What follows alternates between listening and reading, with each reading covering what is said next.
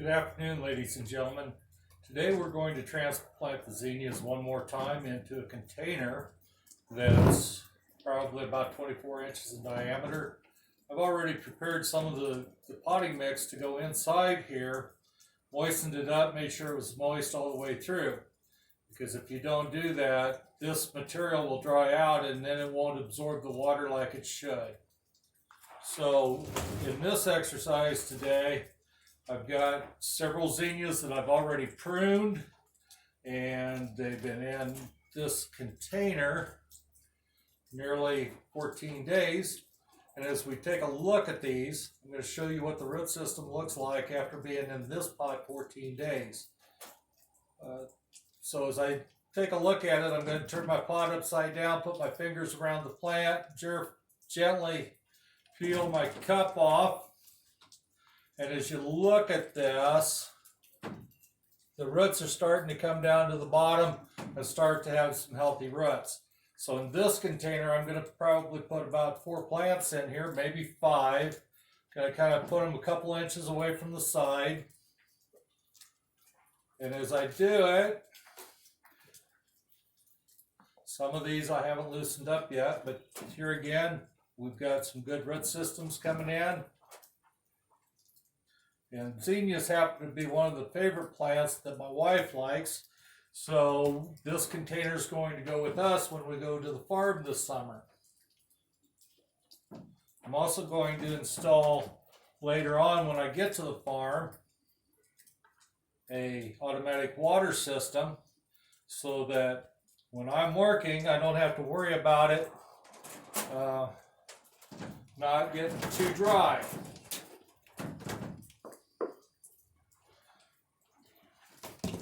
Here's one. The roots have really started to come wrapping around the bottom of the container. That's 4. And I'm going to add a 5th one. And I want you to notice these are ones that I trimmed and they're starting to branch. There's one branch there, a branch there, and a branch there. Should give us a pretty good display of zinnias.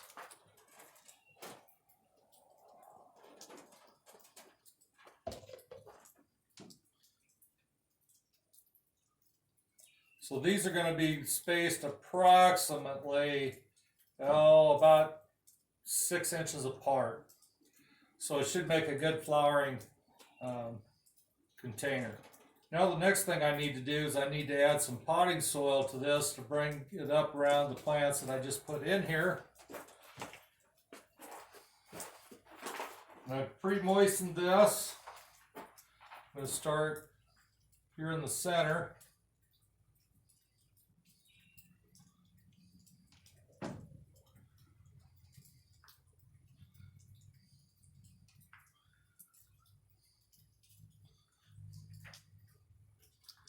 Working around to the outside edges.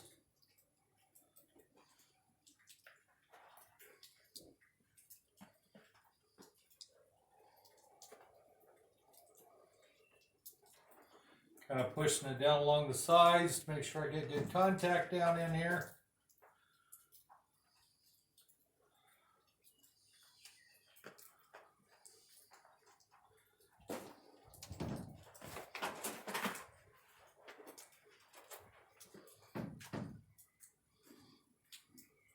I'm going to want this to come within about a 1/2 inch of the top of my pot. This allows it to take in moisture.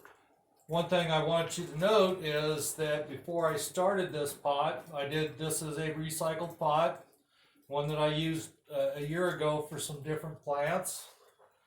And in the bottom of it, I have 4 or 5 drain holes drilled in the bottom. Remember, you don't want your roots to get too wet.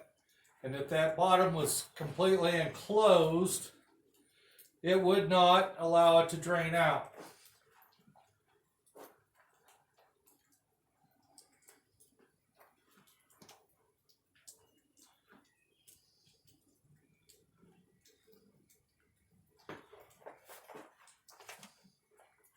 I'm going to turn this a little bit.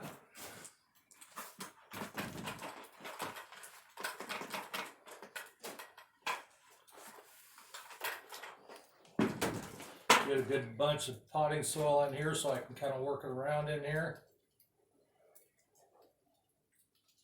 Shake some of the potting soil off the leaves.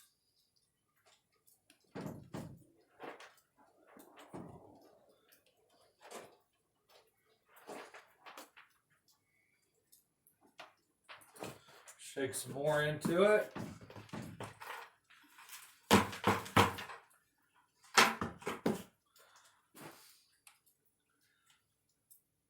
Remember, it's always important to pre-moisten your potting soil before you ever put it into a pot, because if you don't, it won't absorb the water like it should, and then your plants are going to die on you because they're going to be starving for water.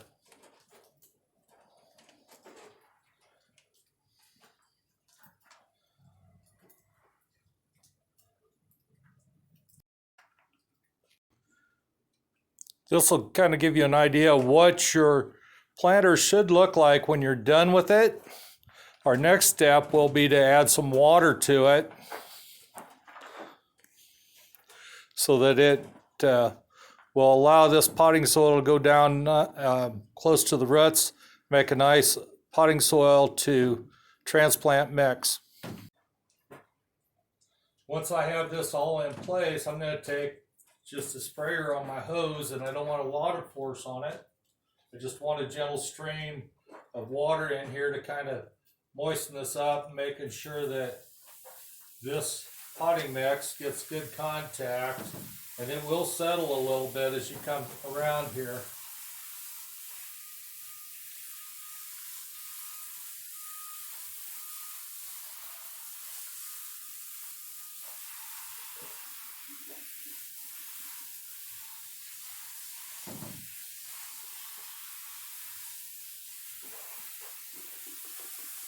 Now I'm just giving it a good thorough soak. I don't want it to have a lot of standing water, but it will drain through to the bottom if it does get excessively wet.